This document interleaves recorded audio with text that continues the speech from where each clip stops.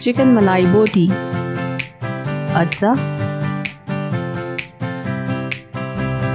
दही 1/4 cup, cream 1/4 cup, नमक 1 चाय का चम्मच या हस्बे जायका, सफ़ेद मिर्च 1 चाय का चम्मच, पपीते का पेस्ट 1 खाने का चम्मच, नींबू का रस 1 खाने का चम्मच, जीरा पिसा हुआ आधा चाय का चम्मच, मिक्स गरम मसाला 1/3 चाय का चम्मच, कसूरी मेथी 1 चुटकी, लहसुन का पेस्ट आधा चाय का चम्मच, तेल 1 खाने का चम्मच, बोनलेस चिकन आधा किलो।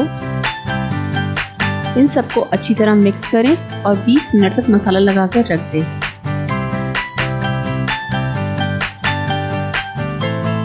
फ्राई पैन को ऑयल लगाकर चिकना करें।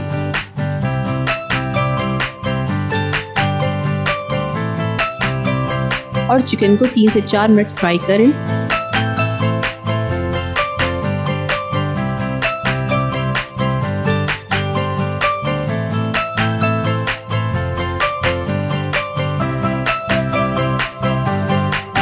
और चटनी के साथ गरम-गरम पेश करें।